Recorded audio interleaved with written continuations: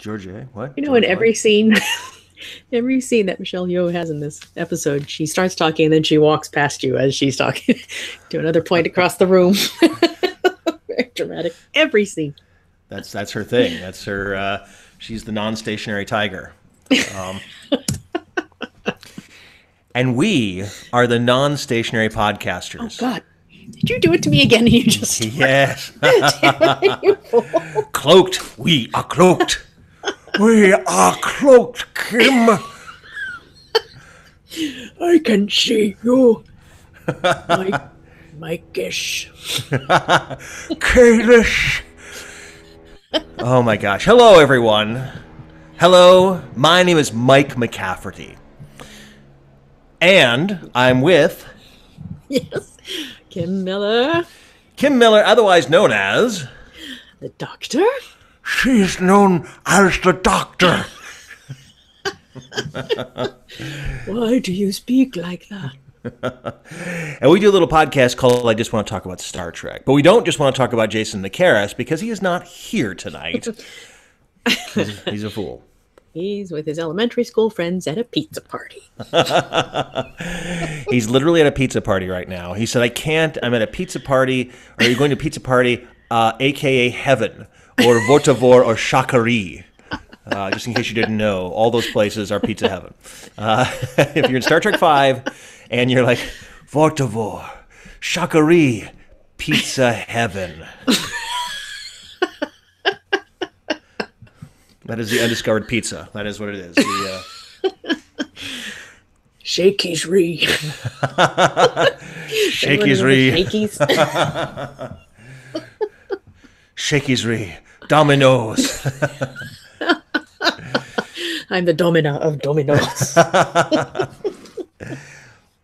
Well, if you can tell, we do a podcast here about Star Trek. Sometimes we talk about Star Trek. Most of the time we talk about pizzas and not eating them. Although I did have Pizza Rev today, and I love Pizza Rev. Oh. Which I believe stands for Pizza Revolution, which reminds us of Star Trek Discovery with their spinning hull section, saucer section. And we talk about Discovery. In fact, it seems like we've been talking about Discovery for like 55 years now. It feels like all we do is talk about this show called Discovery. I don't know what to make of it anymore. Crazy. What was it, a month-long break in the middle? Yeah, so it's really been about 3 months. Now, first of all, check us out on our Facebook page. I just want to talk about Star Trek. Check us out at our Twitter, at Mike McCafferty, and... The dip. Yeah, try to figure that out with the large pop.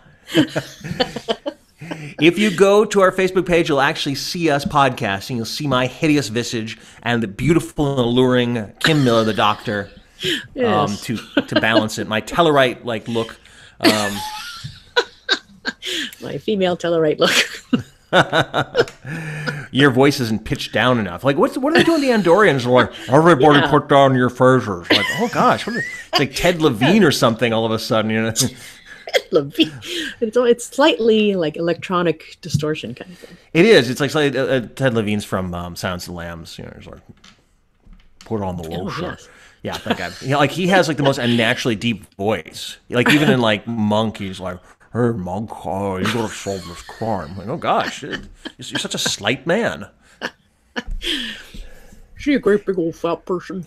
Yes, she's a big girl. 2018, not appropriate anymore. Sorry. She a woman who's comfortable in her body. Serial killer? Yes. Yes, she is. Yes. And I disapprove. All right. So anyway, we're going to talk a little bit here about Discovery episode 14, titled, Kim, War Without, the War Within. The War Without, the War Within. AKA, we need to pick up all our toys from all the previous episodes and put them all away because we've scattered so many plot lines without any sort of consideration of them. We need to pause and take a breath. What did you think about this one, Kim? I enjoyed it up until the very end when it became ridiculous, but up until that point, it was kind of fun. I enjoyed it. We'll be doing a I like 9-part seeing episode. the destroyed starbase. Oh, yeah, which they called That's Space cool. Dock 1 instead of Starbase 1. What? I thought it was Starbase one. I think they call it Space Dock. I think there's are you? I think they call it Space Dock. I will Saru click at that notion. Yeah, he's making more and more clicks, isn't he? He's clicking it up there, right? Because his threat ganglia only works in very, very specific, non-important times. Remember when he could sense death? He's like in the Here's the thing. I derided Saru so much in the roll up to this. Now, if you've never listened to this podcast before, turn away. Don't listen to it anymore. No, listen to it, but know that we are very, very skeptical about Star Trek Discovery. I was listening to what was it, Trek Geeks today. I was listening to the opposition, the adversary. They're not part of Trek FM. I know. It's just like there's just a couple of yahoos who are just like, "Hello, everyone. Welcome to Trek Geeks." Unlike us. Unlike us, who are dynamic and fun and funny. Licensed Star Trek fan. Licensed. We are licensed and accredited and board certified to tell you erroneous things about Star Trek. We are prepared to do that. But what did they say? Well, like they're all on board. They're like, oh, we have another podcast now called Discovery Trek or something like that. Like they love Discovery. They love it. Everyone loves it. Everyone's drinking this Kool-Aid here, and I'm not. I can't drink this Kool-Aid. I try. I want to like the show. I like the acting. I like the special effects, but the stories are nonsensical. And they don't match up with canon, with 50 years of canon. And so what we have is a bunch of Star Trek apologists who are like, yeah, but that's because this isn't this and this. Like, no, this has to mean something. So if you just want to... I hear a lot of, but blah, blah, blah from people talking about a lot of people apologize. There's a show called Altered Carbon on Netflix, and I watched the first episode. It's such a ripoff of Blade Runner. And I'm not as invested in Blade Runner, so I'm like, okay, that's fine. I don't care. That's fine. It's just crazy sci-fi. But this I care about. I care about every single frame of Star Trek from the first episode on. Well, maybe that's not entirely true, but there's some of them I don't. So this is my conundrum, is we've been watching 14 episodes of this. And I don't know. Kim seems to be, she's kind of like sliding a little more into the Discovery category, it sounds like. I'm just happy that there is some Star Trek happening. So even if it doesn't fully meet all my expectations, and some of it's kind of crazy, but I'm still enjoying it. Okay. Some of it's annoying, and he's making his face. I know. Did you notice, like, during this episode, I kind of got the sense that this might be how they're gonna shoehorn this into fitting with canon. When they were discussing the whole mirror universe, and they said, "Oh, no, this can never get out. This has to be classified forever." You know? Oh, like, yeah. Wait a minute. Is that what they're going to do with all of this madness and just file it away in the giant storeroom, the giant warehouse with the Ark of the Covenant? They are sweeping so many things into that giant warehouse, never to be opened up. There are so many things they have to pack away in this episode. It's insane. I mean, you may be right, although it seems like very, very delinquent to be like, oh, by the way, there's a mirror universe with an evil empire that will try to destroy us, and none of us should be aware of that. Can't talk about it, because then everyone will want to go there. Because then everyone want to go and see their loved ones. Like, what? What are you talking about? What? All you need is to find a spatial rift. Find a spatial rift. Beam over during an ion storm and pass through. Yeah, that's all you have to do. Yeah, it's You'll find a horrible version of your long lost mother. Yes. If you didn't get along in this life, then she's going to be a terror in the other. I know. It's funny because like I watched that that night, and then also the Cloverfield Paradox dropped on Netflix, which is you watched that? Oh yeah, I did. Yeah, that was bad. I've never seen this Cloverfield anything. Oh, good. Well, it doesn't matter. You can watch any of them. None of them link up. Like all of them link up through like the most tenuous of ways. They've reverse engineered 2 movies now to link up with the original film Cloverfield, which is about like giant monsters eating up New York. Yeah. And then 10 Cloverfield Lane was this is a podcast about Star Trek, by the way. 10 Cloverfield Lane was this movie which sat on the shelves for like 2 years after like I think Paramount's like boutique studio folded up. had John Goodman, supposed to be pretty good. So then they reverse engineered it to put in Cloverfield references to it. Oh. And called it 10 Cloverfield Lane. And then this one is also a completely unrelated film called The God Particle, which then they also reverse engineered and put in references to Cloverfield. Netflix bought it up and then dropped it on Super Bowl Sunday and be like, hey, there's another Cloverfield out here. And it's so bad. They put in a blue glowing Hayden Christensen. Yes, yeah. They really did, like, they threw in like shadows of monsters on Earth, and then like one character. Well, I won't spoil too much of it because there's nothing to spoil. It's just madness. But the interesting thing is in both of these, there's mirror universes, and in Discovery and in Cloverfield Paradox, they both say, if we could go see our loved ones who are still alive. Like, they both said that on Super Bowl Sunday night. I was like, what the hell's going on? Am I in some sort of Cloverfield paradox now? I don't understand it. But both of them had huge problems. Like, that can't be the only problem. That could, we can't tell people because they want to go see their loved ones. That doesn't make them, no, because there's an evil empire on the other side that's going to want to kill us all. That's the big thing. Ugh. All right. So, all right then. The end. Back to Cloverfield. No. Let's talk about this episode. So I didn't mind this one as much either. I'll be honest. I will admit. Oh. Well, no. See, like, no. Don't. I'm not going to give you that. We deny nothing. It's from Star Trek 4. Star Trek 3. Is it? Yeah. Do you deny this? We deny nothing. But I at least appreciated, because they were running. We've used this analogy of them running through the woods so fast that you don't notice that the trees are cardboard, like in the past 3 or 4 episodes of this. Mm-hmm. And at some point in time, you have to stop and acknowledge all the things you've done. They ran through the haunted house as fast as they could, and now they got on the other side like, whew, what was all that? And that's what they're doing now. What did you like about this episode? Begrudgingly. Well, I think I like the fact that they did just that, is that they did slow it down a little bit and talk about what had happened. What I didn't like in the individual scenes is how they wrapped everything up so conveniently. Well, that was our beef, that there were too many stories going, so let's trim a few. Well, they trimmed a lot, right? Should we go through it, or should we just plow? Just continue. All right. So let's take a look. The whole Vox / Ash Tyler thing. This guy neck snapped Culbert, right? So let's keep that in mind. He killed a Federation officer. It wasn't him. It was Vox. Right. And so the Klingon woman puts lasers on his head, and cures him.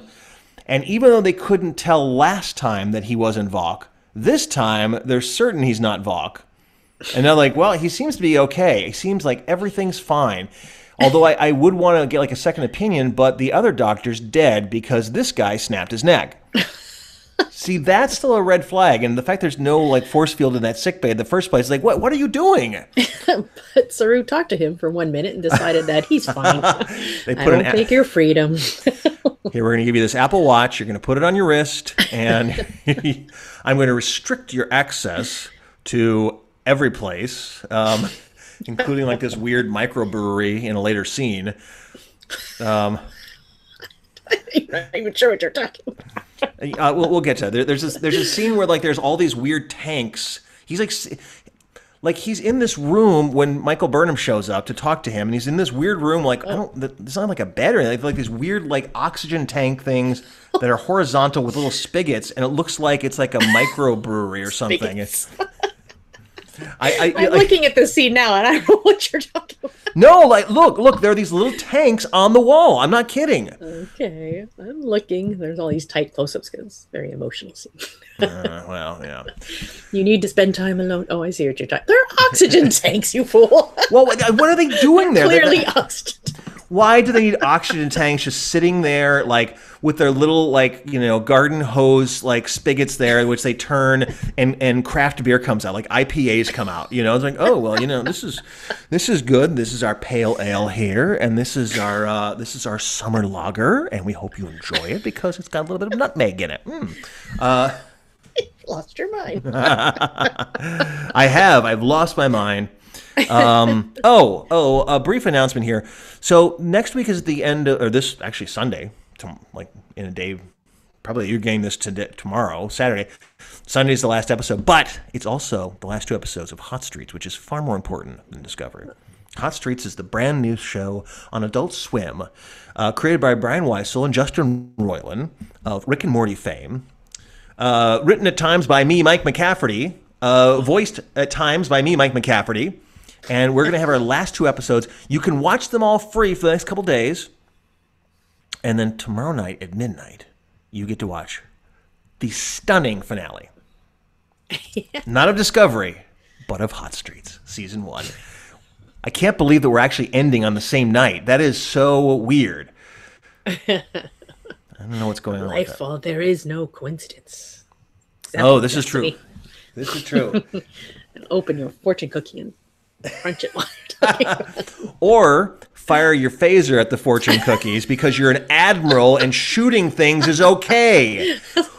Someone should have been reaching over to grab one. Hey! Replicate a new hand for me. What was that? What is her deal, man? I mean... Son of a bitch. Really? So she's not long for this world. We can tell that because she's like a crazy person now. She's completely gone unhinged from being tortured, I guess. And from her anger at Mirror Universe Lorca. Right? So should we talk about Admiral... What is her name? Admiral Halsey? Cornwell. Halsey. I don't know. Cornwell. I mean, they both sound about Katrina.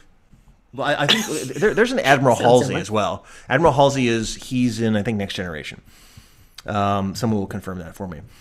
But Admiral Cornwell, see, that doesn't sound as... I mean, like they both sound completely, the same. Halsey, Cornwell. She's gone completely bonkers. She has lost her mind. She is more Mirror Universe than Lorca. Right? I mean... Yeah, I'm looking at her little speech now at the very end where she just flat out lies to everyone. Let's keep a pin in that. So we'll come back to that. So continuing my Ash Tyler rant here, this completely, you can't detect him any way. They couldn't detect him in the first place. Only a Klingon could kind of figure it out. And then a Klingon eradicated Valk, presumably. Mm-hmm. And then they kind of let him roam around. He decides to go to get something to eat in the mess hall after he's killed someone. But he does apologize to Stamets along the way. Sorry. Oh, yeah. Feel bad? Yes. Good. Yeah, that's kind of a weird. It's such a middle ground exchange. I kind of hope that Stamets would have been like, you know what, I forgive you. It's all cool. Like, actually, Culbert's in like this mushroom universe, so I'm chill about that. That's right, brushing his teeth forever. Yes, the best dental hygiene ever. So yeah, we have that little run in, and then he goes to get something to eat. And he walks in, and it's just like deathly silent because, oh man, we hate Ash Tyler. I mean, we're pretty much okay with evil Lorca, but Ash Tyler, no way, man. He killed Culber. Does everyone know by that point? I guess so. I mean, they seem like all pissed off at him, and like I'm expecting. Okay, this is gonna be a long arc to redemption, right? We have to redeem this character. He's a murderer. Let's just put it out there. Nope. Tilly's just gonna come right over there. It's like hello, and just kind of Tilly that up because he's cute. I know. Yeah. She Tillied it and just cut through all that. And then everyone else kind of shows up like, hey, Ash, all right, man. You want some microbrew beer? Yeah, I know where you can get You're it. not going to snap our necks, are you? Yuck, yuck, yuck, yuck. Come on, buddy. Joke headlock. Why, I oughta go. Come on. Watch out for this guy. Oh. I mean, did that not bother you, or is it just me? Am I just like completely out of my mind for thinking that it didn't bother me too much? It didn't? That they were all kind to him, you mean? But like, I mean, Is there no one? I mean, like even Stamets is like, okay, I don't like you, but I guess it's okay. So like we're all okay with that. Like that arc is now closed. He was. I mean, all right, fine. See, I'm so out of like I'm evidently so out of touch. This is the best show ever on television. Everyone loves this show. I'm in the wrong. Like it doesn't matter that someone kills someone else and there's no retributions except you get like a free Apple Watch. But it wasn't him. That's the whole point. How do we know? Like we don't. Like second tier doctor says, well, I can't find anything wrong with him. Well, you couldn't find anything wrong with him in the first place. That was the whole thing. And then L'Oreal just says like, yeah, he's fine. I purged Vok because that seems like it's the right thing to do. You know, I mean, because anyway, all right. So yeah, why didn't she take that opportunity to kill Tyler? Yes. Why didn't she keep Vok? And just be like, you know, you are going to recall that Tyler. Just remember that. You're like, oh, okay, good. Kalish. All right, so what else should we show? So like that kind of bugged me, obviously. They burned the whole mycelium network. They like burned the whole thing down like last episode for reasons that are kind of like I don't understand. And then they just rebuild it again. Yeah, so they could work in another Star Trek's greatest hits, the Genesis effect.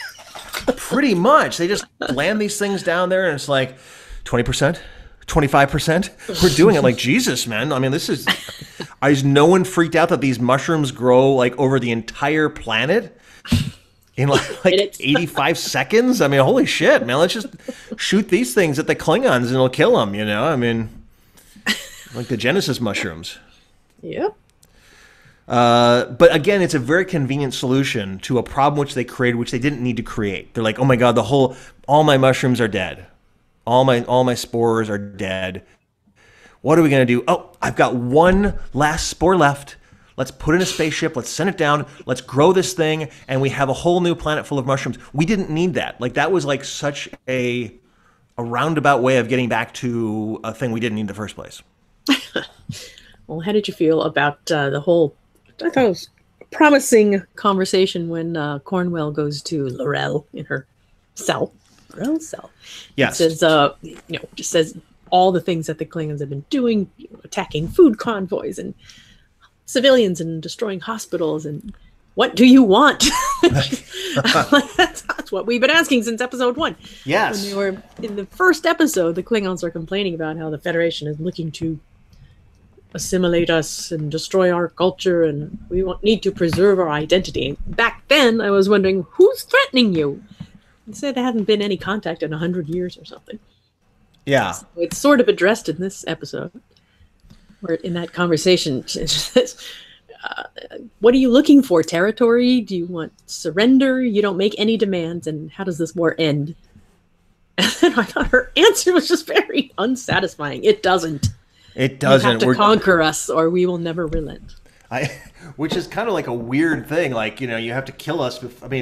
I guess it falls into the Klingon mythology now. I mean, the whole Klingon, although it doesn't really fall into the original Klingons. The original Klingons were like, see, here's the thing. These are Next Generation or, you know, Kelvin Universe Klingons that we're talking about, which are these warring tribes, which are just, they're like biker gangs. It's like, let's go, man. They just kind of like, you know, like motor into the Federation and destroy whatever they want and then just roll out without any sort of like plan. Whereas original series Klingons were very calculating and they're very devious and methodical. These guys are just crazy people. They're just insane. Just fighting for the sake of fighting or to outdo each other. They want to be the dominant house, I guess. They don't care about unity among all the houses. They just want to be the strongest house. Yeah, it is. So who can destroy the most? That makes you the strongest house, I guess. It's kind of like some sort of demolition derby kind of thing, right? They're just going to kind of go plowing into things, and yeah, it's an answer which we've never I've never seen the Klingons behave like that before. They have this level of ascension where it's like, no, there's one. I mean, and maybe this. See, in the original series, there wasn't like like an emperor or, you know, whoever was in charge. like they never really discussed that power structure. In the Next Generation, there is. In Deep Space Nine, in Voyager, there's power structure. Chancellor but this, Gowron. yes, Chancellor. Yes, I was thinking Emperor, but Chancellor. And so now they're giving us this kind of strange, like, well, they're just like wild dogs just roaming through here. And I don't know where that comes from. I mean, they've got one episode to turn this all around and say, okay, now they're going to be humans. Now they're going to be organized. Now there's going to be a chancellor. Live with that. But they're so crazy that they literally are on Earth's doorstep with Space Dock 1 or Starbase 1. Starbase 1. Well, who's saying it's Space Dock? I heard Space Dock. I don't know. She said Starbase a bunch of times. Well, maybe it's Space Dock in the original or something like that. There was a, I swear to you, there was a discussion on Reddit where people were saying, where the hell did they get Space Dock 1? Or what's the? Let me see. I'll find this. So tangent. Well, it's relevant. It's relevant because I mean, if they're trying to link up all these universes into one. Then they need to get their facts straight. Someone needs to get their facts straight. Because again, these Klingons, they show up, they kill like 80,000 people, but they're right at Earth. Yeah, I thought it was funny that Cornwell says, they're practically in our backyard. I'm like, practically? Wait, where's our backyard now? They're in our front yard, lady. I mean, they've destroyed our little lawn gnomes. I mean, they're here. Because like someone like pointed out that like that was Earth. Someone like pointed out like, oh, that's Nova Scotia. Yes, that's. I just assumed it was. I mean, we all assumed it was. Where like they spray painted like the Klingon house on it. I'm like, what is this? And what was it? House Dagor. House Dagor. Let me see. All right, so here I'm reading this through.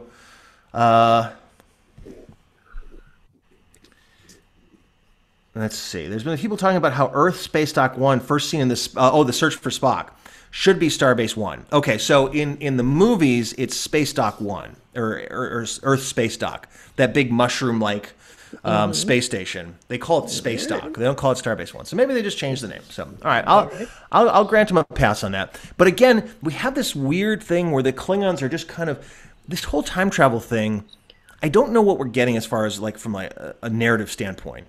It just accelerated something which we didn't want to accelerate in the first place. We didn't understand why they're attacking in the first place.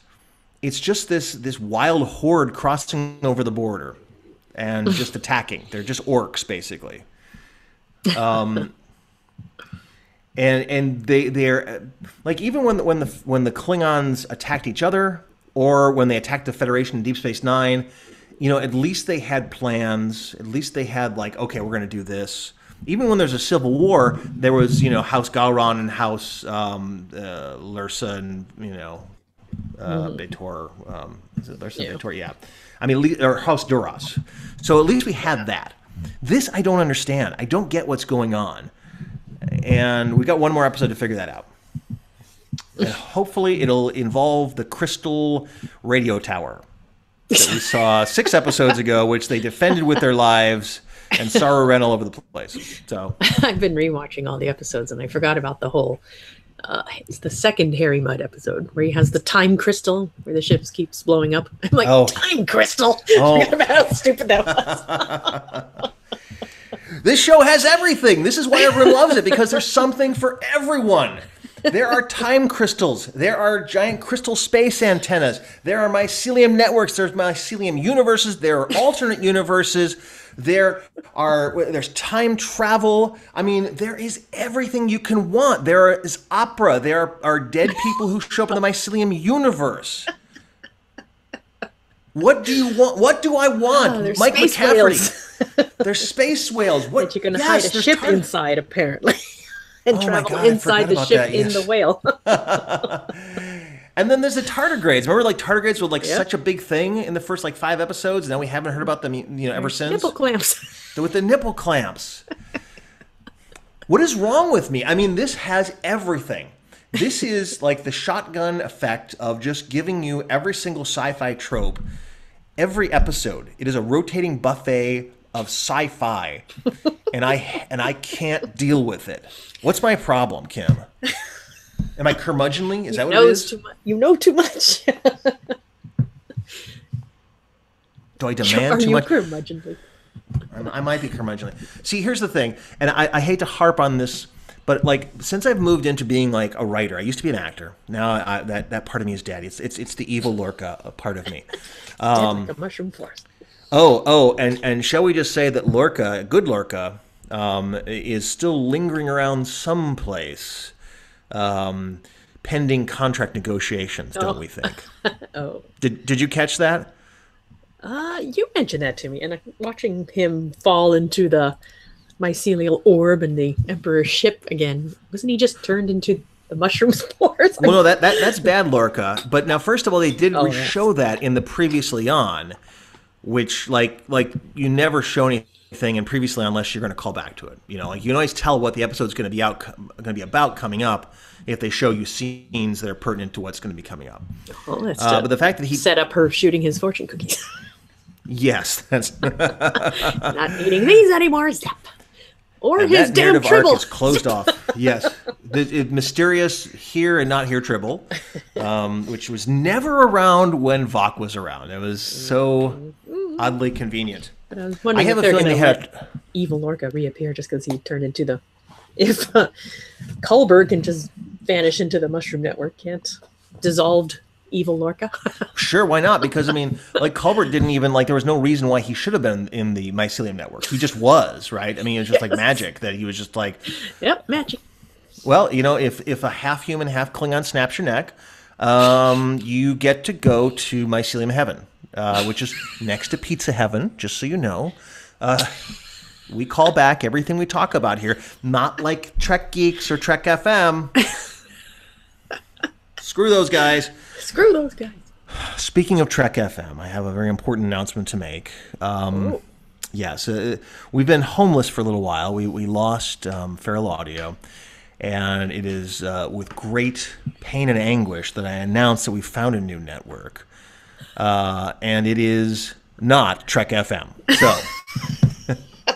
Suck it, Trek FM.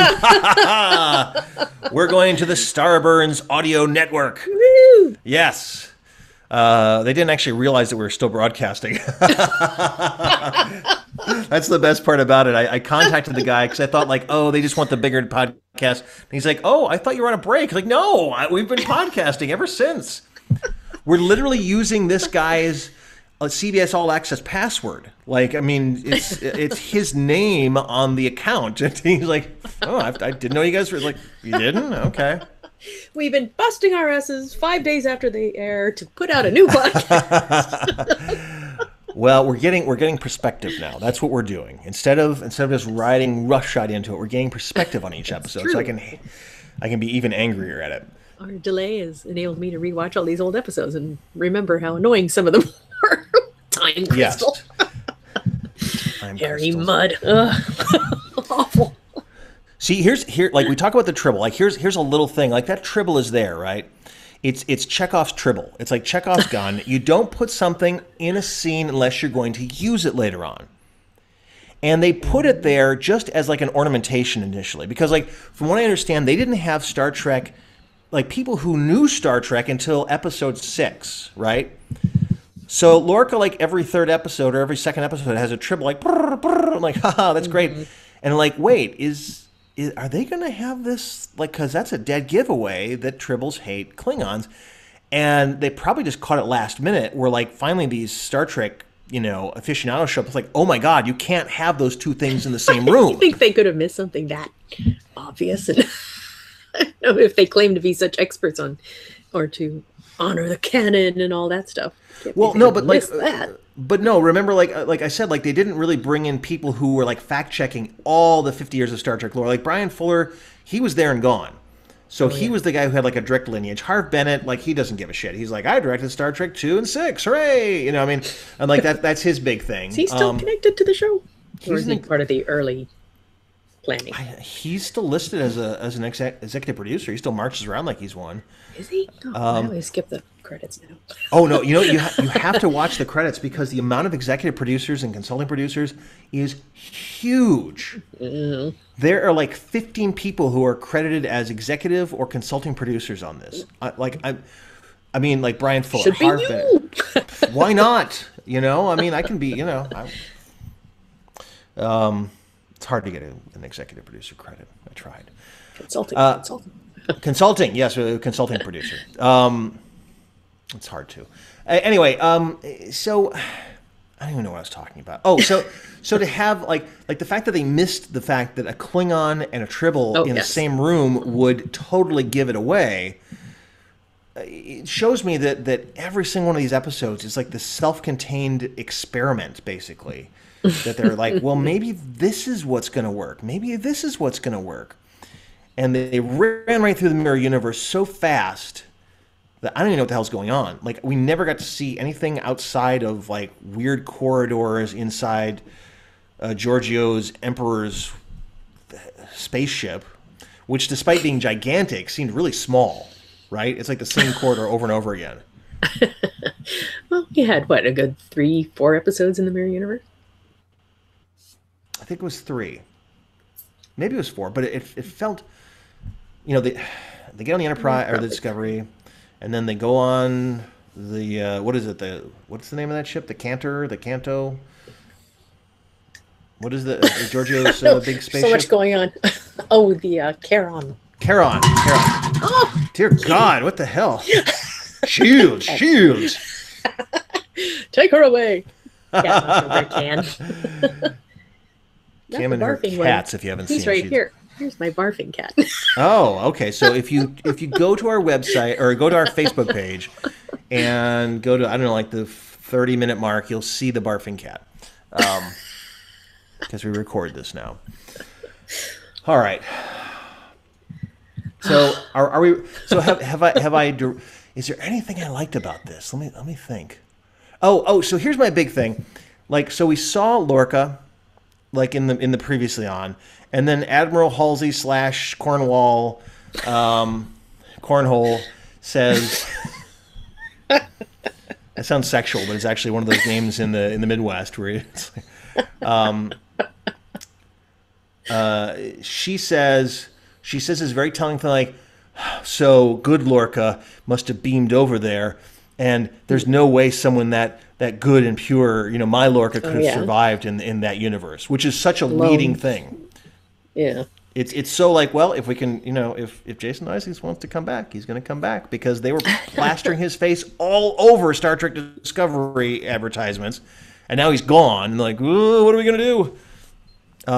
So you're saying that Jason Isaacs, he was expecting to be on the show long term, and it wasn't all along the idea that he would be killed 3 episodes from the end? I don't know if he was hired. I don't know if he was hired after Brian Fuller.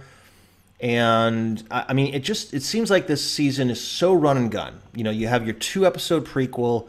You have like 4 episodes of tardigrade nonsense. You have Mudd come in for a couple of episodes. Then you go to like Pavo. What's that? Pavo with the Crystal Tower. Yeah, like the Crystal Tower for 2 episodes. Then you go to the Mirror Universe for 4 episodes. Then you come back for this 2-episode mini arc, where we're getting to the big craziness. The one thing I do like, here it is. I still like Saru. And this goes back to like what I was trying to say earlier in this podcast, is that I derided him so much early on, and yet I really, really enjoy Doug Jones. I really enjoy the character. Episode after episode. He seems like the only true Starfleet officer. Yes. Well, that's not true, but the one who has the most lines. Well, yes. Main character, I should say. Yes, like Lieutenant Apple Product Girl and like other random like people. Did you notice like 2 girls that run the 2 officers, I should say. There's the African American girl with like dreadlock. Oeshikun, shaved head. Oh, yeah. Okay. And what's her name?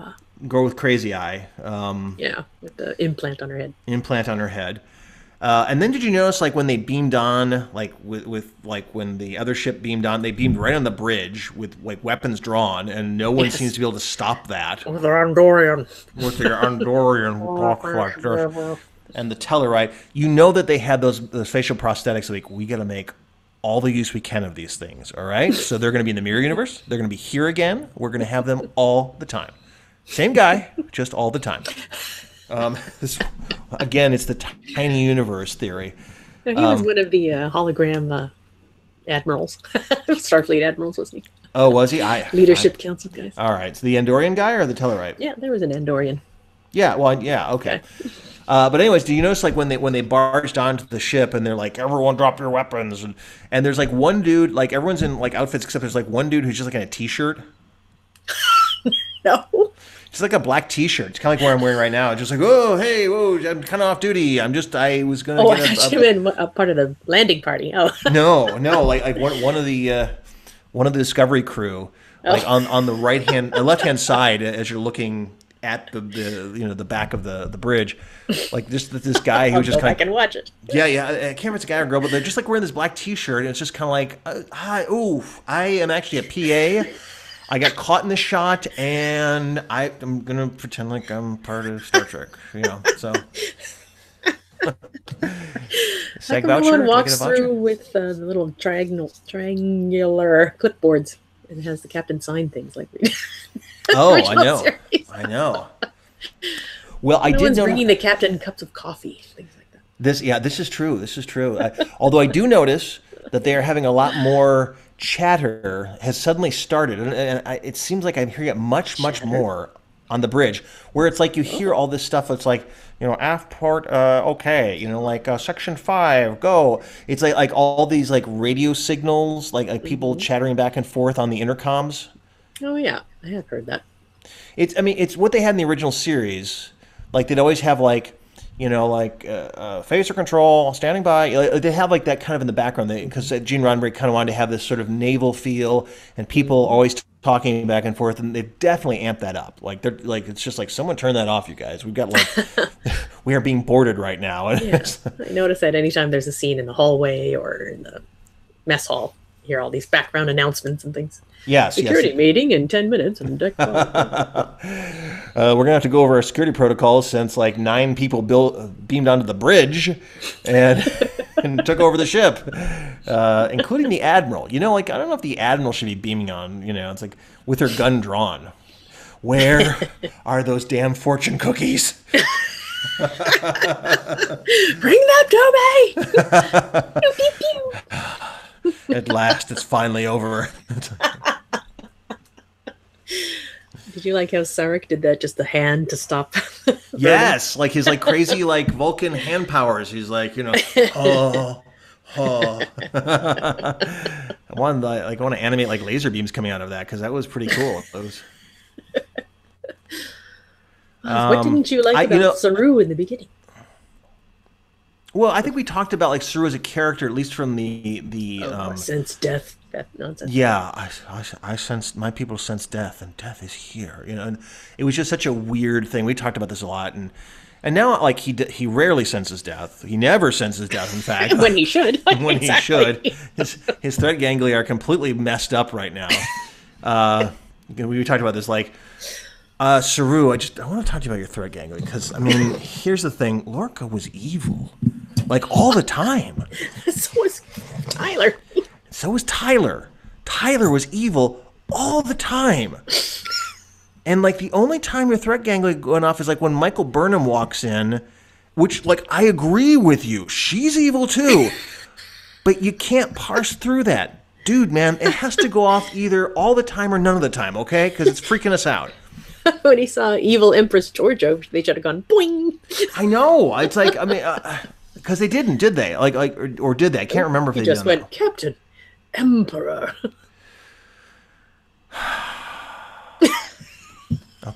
Okay, we can do this Not now. A fan. I've eased into this episode. I told you the things I like. I'm also okay with the actor playing Sarek. Like he's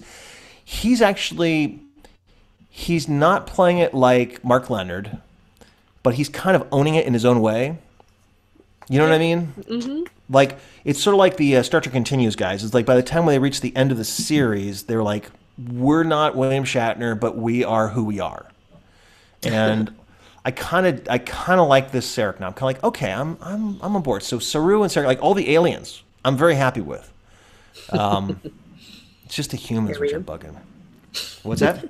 The more I look at Arium, or as you call her, Apple Girl, she kind of looks like an adult baby. The more I look at her, like she has very soft, rounded features. Adult baby. All right, I like that Sarek doesn't wear those big '70s-looking turquoise stones on his clothes. I like that they don't make him wear that. Big stone. Yeah, like whenever you would see like the Vulcans in the old series. Oh, that's Sarek. Yeah, Next Generation, and in the movies they had them wearing these huge stones like lapels. Yeah, that's true. Yeah, it's like we're like kind of post like aliens must wear weird clothes kind of stuff. He's just like Vulcans are the most normal aliens we have. In the 60s, they were insane. Like they airbrushed off Spock's ears to not freak out people from the South. That's how alien. Yeah, you didn't know about that? In photos? Yes, in photos. Airbrushed. Yes, there's airbrushed photos of him in like publicity stills. I didn't know that. You didn't know this? Oh God, yeah. It was a big thing where like as they were getting ready to roll out Star Trek, they were afraid that like the southern affiliate stations would be like, no way, man, that guy looks like the devil. So they airbrushed his ears. It's so crazy. I'll post something on the Facebook page so you guys can check it out. But it was a guy who has pointy ears, strange eyebrows, and a slightly, and if you're not watching in black and white, and if you're watching color, a slightly green tinted skin is an alien in the 1960s. In 1966, that is terrifying and possibly Satan. Oh my God. And now it could be someone who's like on Venice Beach with a little bit of plastic surgery. You know, it's just like, fuck yeah, man, I'm an alien. You know, Like we don't even care about that stuff anymore. Like it's such. I mean, even the Andorians are like, oh, okay. All right, so let's get to the big giant reveal, which is that. Wait, what about the plan to go to Kronos and beam underground? Oh, yes. I kind of thought that was an interesting addition to the canon. I don't think they've ever. Well, maybe they have. I don't know. Talked about how Kronos itself is a series of caverns, like adding to the lore of Star Trek that way. I thought, okay, that's kind of interesting. I'll buy that. That's okay. I don't mind that. That like I can be okay with that because Kronos is we could see a little more Kronos. I mean, yeah, and the we've really seen as like matte paintings from Next Generation, where every building looks like a pyramid, and that's like a weird Japanese pagoda / pyramid. It's kind of like a mixture of the two. Yes, this is true. So I mean, and I guess we saw a little bit in the Star Trek Beyond, Into Darkness movie. When they went to Klingon to Kronos, but that was who knows what that was about. The fact that it was like a lava planet actually kind of makes the Klingons a little more badass. I'm okay with that, and I don't understand what this. I guess I understand the plan. It's like, okay, if we strike them, it's sort of like what they did with the Japanese with the. When they sent bombers to Japan after Pearl Harbor, like Doolittle went and they bombed Japan, just like okay, we hit you, you hit us, we hit you, just to show that we can do it. And the idea is to draw back the forces, but that doesn't really make that much sense because it's like, well, wait a minute, they're all acting independently, so what would they care? If Kronos is hit, if you attack their little home prefecture, maybe they'll come home. Maybe they will come home. I don't know. I mean, sure, it's a plan. It'll get them to come back, I guess. But it kind of feels like the series is sort of focusing a little more rather than hitting 10 different stories. Like, okay, well, in one episode they did all that. And I mean, in one episode they've collapsed their tents on like 5 different like storylines. Oh, you don't like that? I thought you'd like that. Well, I I'm okay with it. But I guess I'm frustrated. We're done with the mirror, sort of. We're done with the mirror? No, yeah, we'll be back. We're kind of like, well, the mycelium network is back to where it was, so it's not in danger. I mean, like, that's fine. If we can reset everything, including the Klingon War, and get back to season 2 of just like, hey, let's go explore strange new worlds and seek out new life and new civilizations. Let's like actually follow that initial. Forgot that was a thing. Remember that? Instead of like, like everybody run, like if we could do that, because I've been watching more episodes with Kiernan. We watched the one with Kevin Uxbridge, the crazy alien on the planet who like makes Troy crazy with like music box music in her head and dances with his like fake wife, and it's like, this is really a weird, cool episode. Kevin, yes, Kevin Uxbridge and Kevin. That's true. I'm Kevin. An incredibly powerful alien. I wiped out an entire species. I wiped them all out, Captain. But that was Kevin. Hey, so Kevin, we're gonna go now, and we're not judging because we don't know how to judge you. And you keep on dancing with your fake wife, and goodbye. It's a weird episode, right? Because they just keep on going back and back and back to this house. They're like weird, like Jehovah's Witnesses. We're like, hey, so have you walking in? Yes. I mean, like 4 times in this episode, they walk in on them dancing, and he's like, get the fuck out of my house. He's like, I'm not convinced that you're safe. I'm safe. And then what do I have to do? Blow up my house? Yes. I know. Yes. And then they do, and then he still comes back. Jean-Luc, just go, man. I mean, just go. I mean, what are you doing? I mean... Well, they had to find out why Troy was going crazy. What if they had just left, and then she would have been fine? Yes, that was the correct choice. They're just like, you guys are cool? We're cool. Oh, all right, goodbye. I mean, it's not a perfect episode, but it's interesting, right? It's like What's the name of that one again? I don't know. Crazy Kevin, kills Crazy Troy. Kevin. Crazy Kevin. 2 Ks. See, this is the stuff I like. This is the stuff I can wrap my head around. This episodic stuff where it's like, okay, we have a mystery, we have characters, we have character arcs, both with our established cast and with our guest stars who are helping to facilitate small changes within our regular cast as we see bigger arcs with the other cast. I mean, so like Crazy Kevin, he's like, oh gosh, I'm so sorry about, like he is living in guilt that he didn't kill these marauding aliens and they wiped out everyone, including his wife. And so then retroactively he kills everybody in this species. He just wipes them all out, and he's like, oh man, I feel terrible about that. Everywhere, every single member of this species, who he also qualified as being like horrible and ruthless creatures. Like, oh, well, it's kind of a judgment call on your part, because, I mean, you killed them all, so, I mean, we'll never know. Will we? But, so now he spends the rest of his life, like, dancing with this fake woman, and it is kind of like a little music box. It is kind of like, that's his world. It's this apt little, it's an apt metaphor where it's just this music box of him and his wife, and it's beautiful, and it's disturbing, and it's over. And we as an audience can take the message and take the lesson and move on. Whereas with Discovery, I don't know what message I'm being given episode to episode, except like everyone run really fast and don't trust anybody because they're going to change every 5 seconds.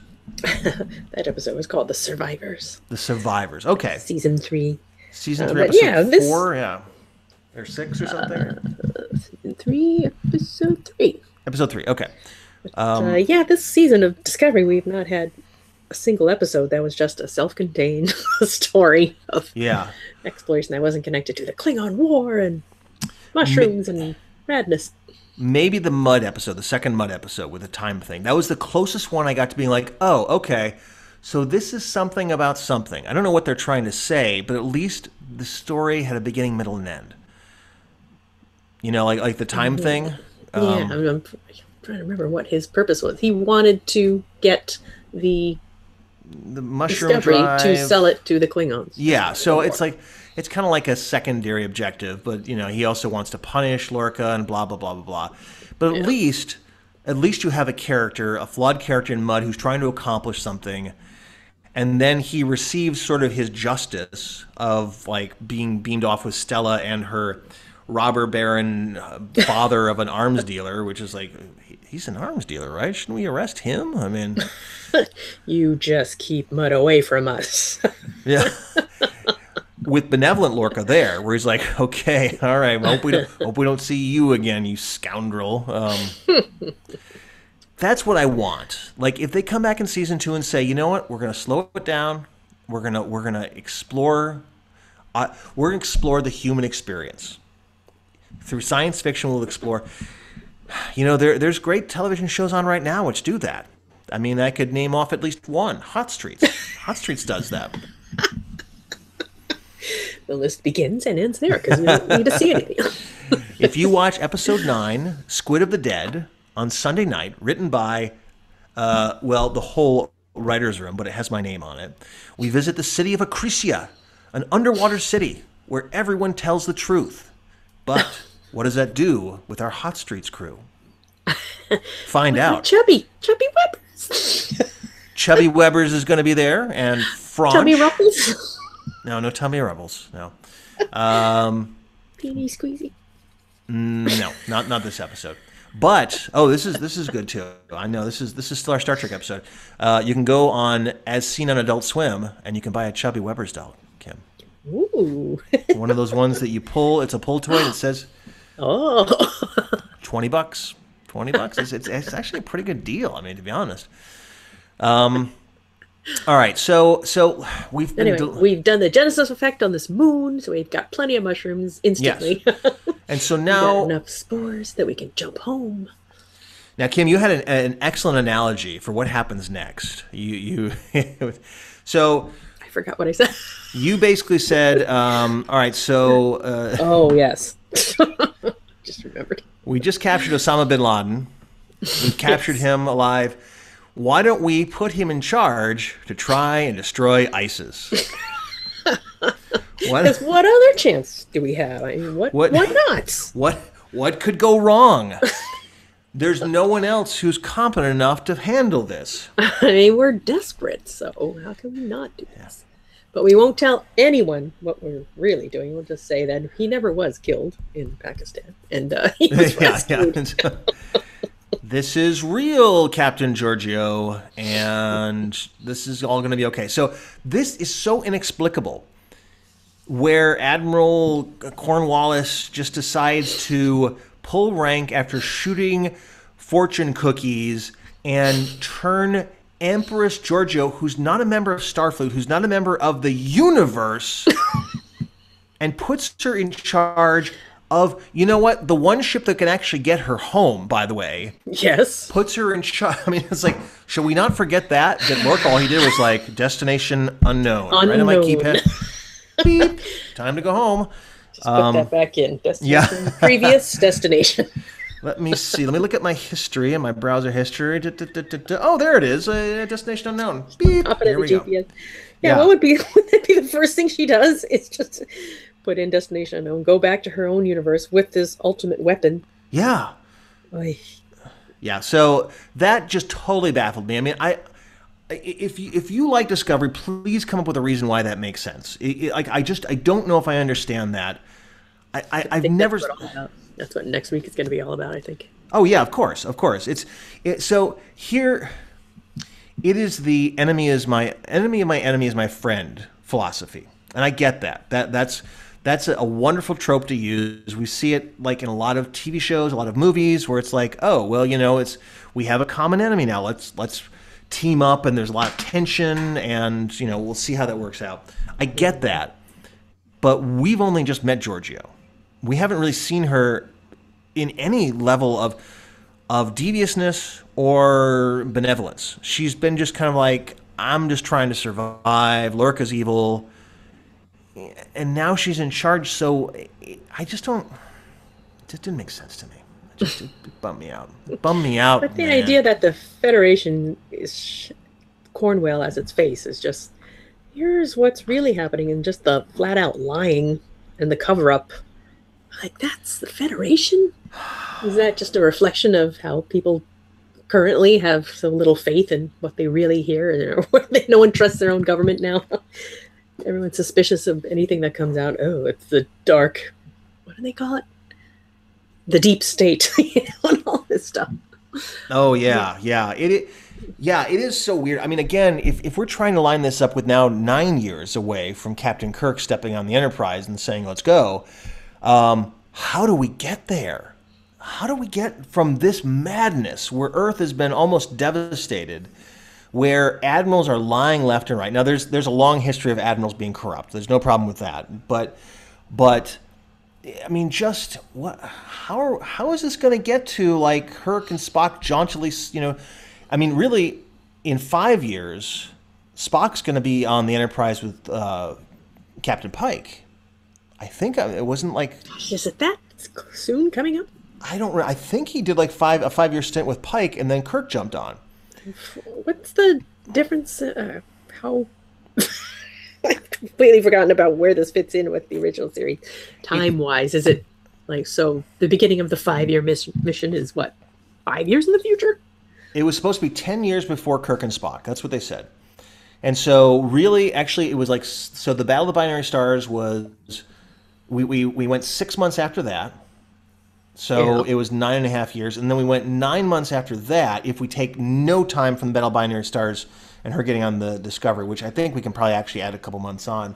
So really, I mean, we're close to almost 2 years from when we started. So in like 8 years, Kirk, Spock, McCoy, Scotty, and no weird aliens, just those guys are going to step on the Enterprise, like an all-human with one alien, one Vulcan, whoever's going to be like, what's up with that weirdo?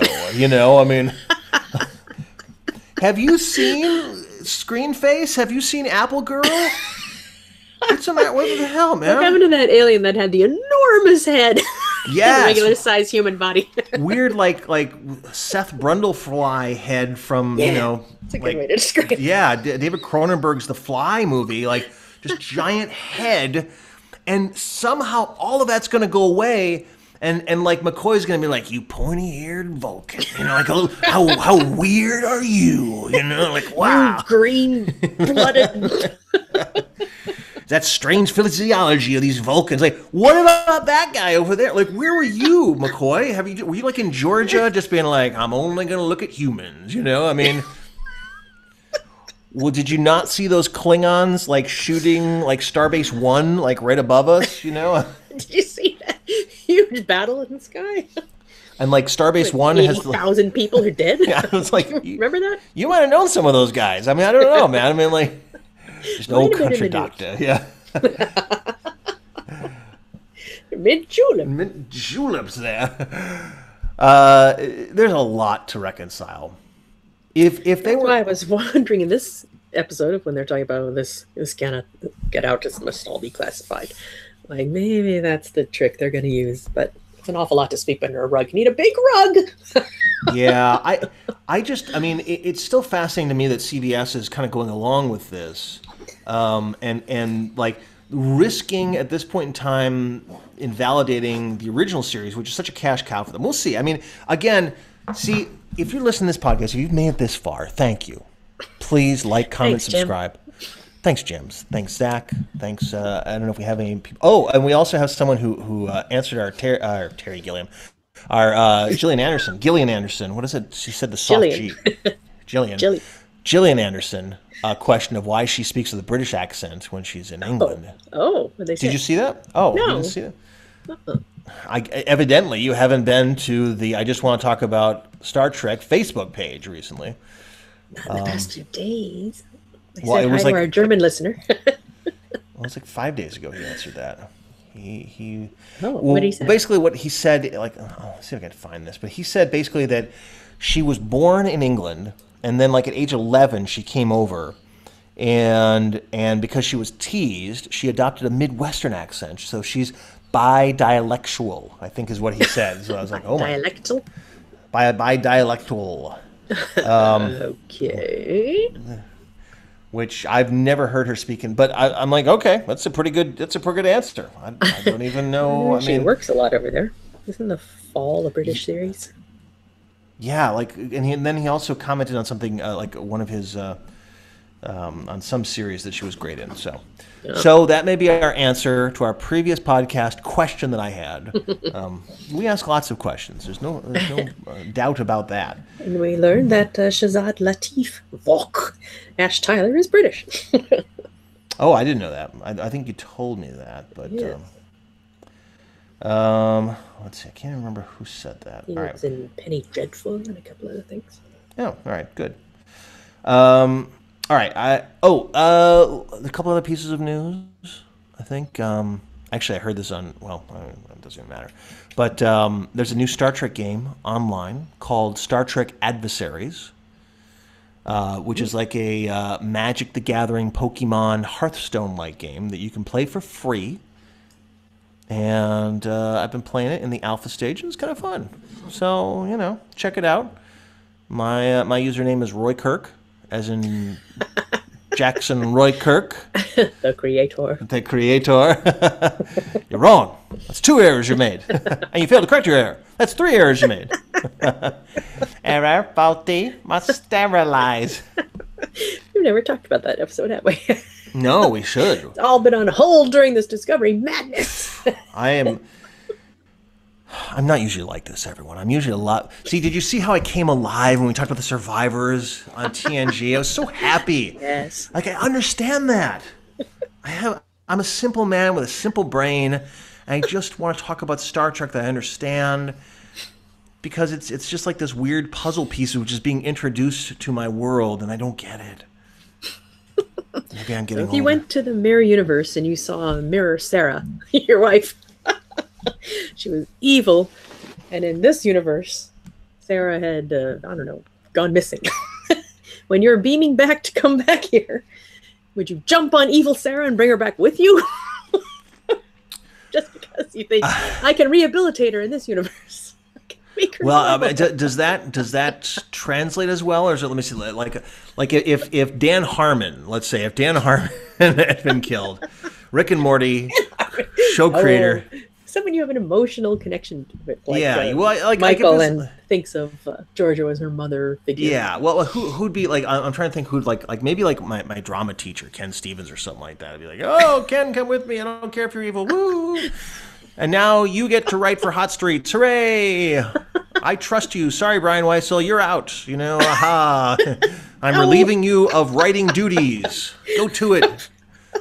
Someone that you love in this universe, and you see their evil version. Would you want to bring them back here, or would you be like, they're evil? There's nothing I can do with them.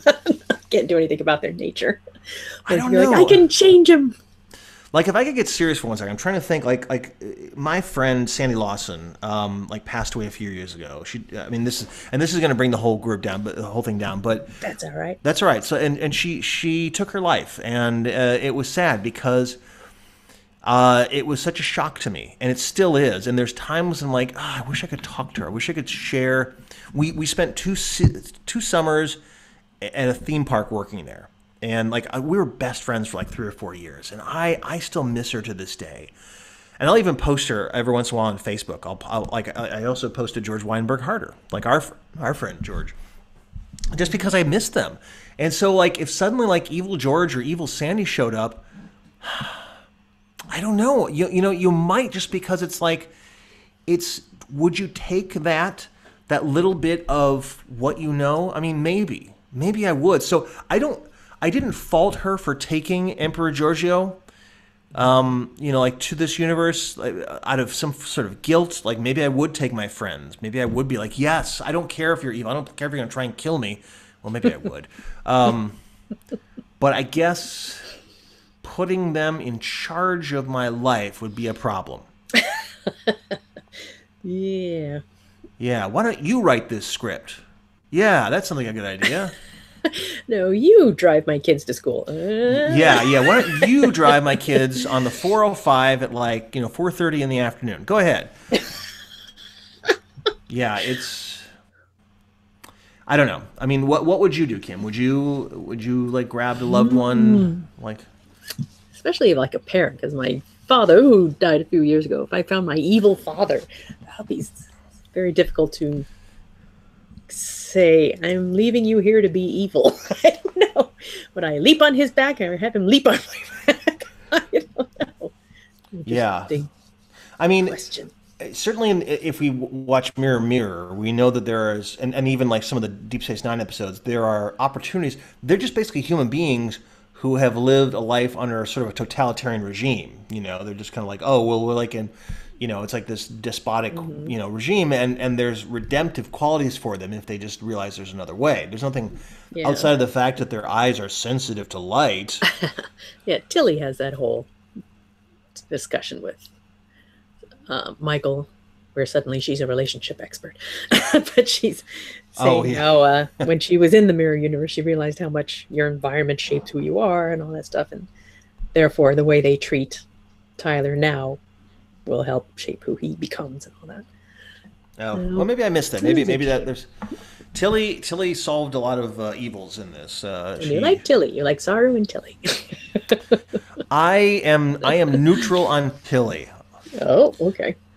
Yeah. I may actually be a little attracted to her. I don't know if I'm not quite sure if it's just the fact that I'm kind of having a thing for her right now. I mean, we don't tell my wife about this, but I may. Did you like straight hair blonde Tilly or crazy curly hair Tilly? I don't know if I noticed the difference that much. You know, I just see she is a woman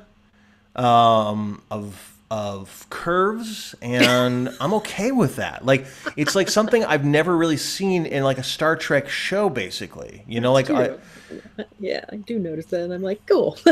Yeah, like she's in those tight pants. I'm like, I'm okay with that. I'm okay. Like, this is the one part of Star Trek I'm actually okay with. She doesn't have to be a size 0 LA actress. Yes. Kind of a real funny person.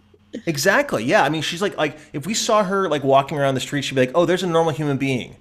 You know, like on television, you know, like she looks like, oh, she's out of place. Like, no, everyone else here is out of place. Every other woman, unfortunately, is out of place because of, you know, and I don't know if it's necessarily, I go back and forth. Well, you know, I don't want to go down this rabbit hole, but do it. Well, hey, we're late in the episode now, so if you're listening now, baby, you know, you're in for the mirror universe, Mike. Which may actually be the good Mike. I'm not sure. This may be. I'm such a jackass to the show. No, it's a weird back and forth where it's like people say, oh, Hollywood demands that these girls are super skinny, but then there are women who also become super skinny to get the roles. You know, it's a little bit of a chicken and the egg. I mean, I understand, but it's hard to. I don't know. I women on TV, and I've worked on a lot of television and film, and you know, there are the people who work in these shows are also incredibly driven, and and a lot of them have a narcissistic type to them. I mean, they're like, I want to be on TV. I want to be seen. So I'm going to put myself in the best possible light. I'm going to be as thin and as healthy as possible. And guys do the same thing. You know, I mean, I'm not, you know, so I'm not sure what you're getting at. What do you? I'm saying I like, don't understand. I guess like there's always like, oh, Hollywood puts this impossible standard on women and men and that stuff on TV.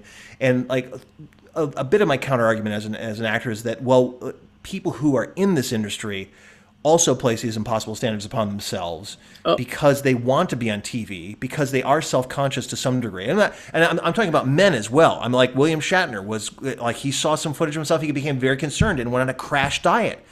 You know, but there's portions of people, and not all actors, but some of them who are just like, I need to be incredibly thin. I need to be, you know. Mm-hmm. I'll be honest, like I look at myself sometimes like, ooh, I can't be on camera anymore. I better be a writer. You know, Jesus, what the hell happened to me? I became a crazy monster. So, and if you go on the website, you can see this crazy monster. You will die slowly. To bug your eyes out. I am the second choice for Garan. Kern is your brother. Robert O'Reilly was on the podcast. We love him. And I've also ruined Kim's cheeks. You can watch Kim massage her cheeks if you watch this show. When she laughs so much, I hurt her cheeks. Only the fools makes that happen. Yes, only the fools. So, and we are fools for talking about this episode. I thought it was going to be a quick episode. We've been talking about it for a good hour now. About 48 minutes longer than I wanted to talk about this. But and now you have your cat, your barf cat. It's all right. It's all right. But thank you. Oh, my God. Thank you so much for listening. We are coming out of the woods of discovery soon, and we're going to talk about all sorts of fun episodes, and I'm going to be so overjoyed, and you're going to be so overjoyed, or maybe you're going to hate it because you're like, I want to talk about discovery, and we won't. Maybe we will. Maybe we'll do some roundups on it. But thank you for listening. We appreciate it. We do. Kim and I appreciate it. Jason, who cares? He chose pizza over you. Pizza and Star Wars over you. Pizza and Star Wars over you, and he's going to have to live with that. We offer you colored cubes. I did notice that the food is starting to change slightly. And they have the little boxes where, like, the little, sliding doors where food comes out. Automat, what is that? And did you hear a ding when the food was ready? It's like, ding. Oh, I didn't hear that. It was like, ding, food ready. It was like, all right.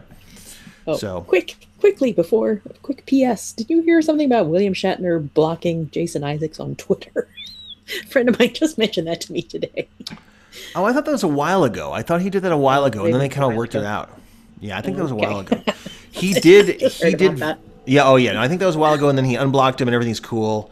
I'm turning into a teenager. Your color.